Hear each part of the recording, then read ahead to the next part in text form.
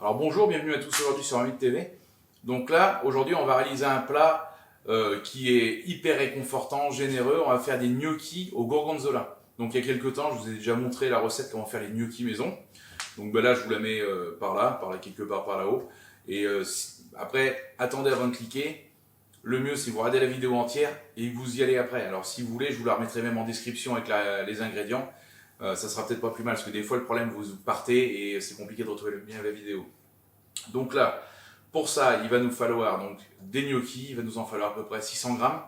Donc moi, je vais vous reprendre, parce que je les ai déjà fait d'avance, moi, les gnocchis. Donc là, c'est une dernière fournée qui me reste à faire. Donc là, ça sert à rien, je vous remonte toute la vidéo. Donc là, je vous reprends au moment où on les fait cuire. Tac. Hop là. On vient mettre un peu d'huile d'olive dedans. Voilà. Et là, on vient mettre nos gnocchis.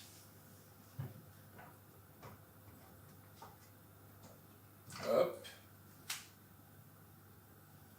Alors, pour ceux qui ne veulent pas s'embêter à faire les gnocchis, vous prenez des gnocchis de supermarché. C'est pas que ça sera mauvais, mais ça sera moins bon qu'avec des gnocchis que vous avez fait vous-même. Honnêtement, vous allez voir, ça prend un peu de temps. Mais c'est super facile, ça coûte que dalle à faire. Et le résultat, c'est meilleur. Donc là, on vient faire revenir, juste faire colorer nos gnocchis un petit peu.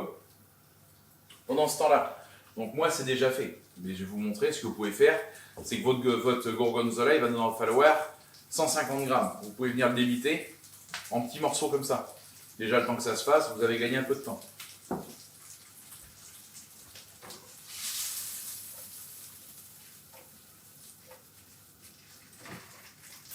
Donc là, les gnocchis, ils sont quasiment bien dorés. Le truc qu'il faut penser à faire, il faut allumer votre four.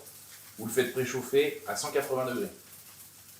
Ça fait gagner un peu de temps pour après. Là, le temps que tout se fasse, même dès le début. Quand vous commencez à faire cuire le gnocchi, vous pouvez commencer à le faire préchauffer. Voilà, les gnocchis, ils sont bons. Hop là. C'est la magie du spectacle, d'un seul coup, l'assiette est pleine. Je ne vais pas vous montrer tout le temps que j'allais passer à faire cuire toute l'assiette. Donc là, il vous en faut un petit peu. Je vous ai dit, il en fallait 600 grammes. Là, on vient prendre un plat. On vient en mettre hop là, une partie au fond. Voilà. Là, on va venir mettre une partie du gorgonzola. Donc là, c'est la partie un peu plus crado, ça colle au doigt. Venez répartir, de toute façon, rassurez-vous, en fondant, c'est un fromage qu'il faut énormément, ça va se répartir. Voilà, là on vient mettre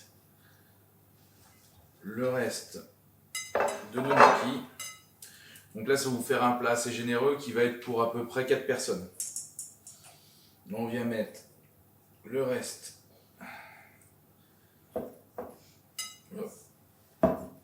du gorgonzola. Donc là, ça colle, c'est affreux, mais bon.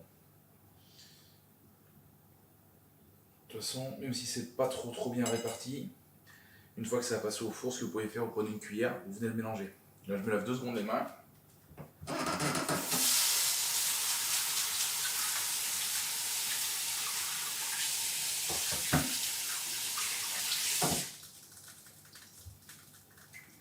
Là. À ça, il va nous falloir 80 ml de crème liquide, la crème fleurette. On vient répartir ça un peu partout. Je vais sortir la maryse, histoire qu'on récupère bien tout. Ça serait dommage d'en laisser au fond.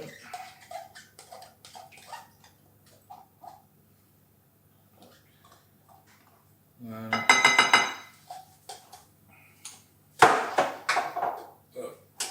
Au lavage. Là, ce qui va donner un bon petit goût, vous allez pouvoir rajouter des pignons de pain. Alors si vous n'aimez pas trop ça, ou vous n'en avez pas, vous pouvez rajouter des noix. Donc là, vous mettez soit 25 grammes de pignons de pain, soit 25 grammes de cerneaux de noix concassés. Ça va donner un petit goût noisette dedans qui va être vraiment sympa. Et là, on va passer à l'assaisonnement.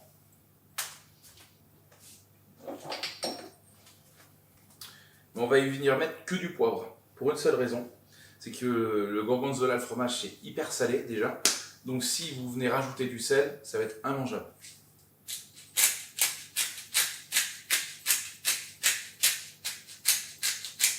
Voilà. Donc là, on répartit bien. Voilà, et ça, on va venir l'enfourner au four pendant 10-15 minutes. Et je vous reprends juste après. Donc là, on se retrouve au bout de 10 minutes.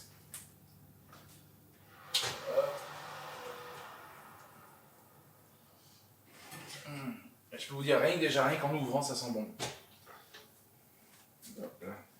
On va mettre quand même dessous, ça serait quand même dommage d'abîmer. Donc là, vous pouvez venir un petit peu tout mélanger. Qui pas de jaloux, hein. Tout le monde est. Et il y a un peu de gorgonzola. Les pignons de pain aussi soient bien mélangés. Voilà.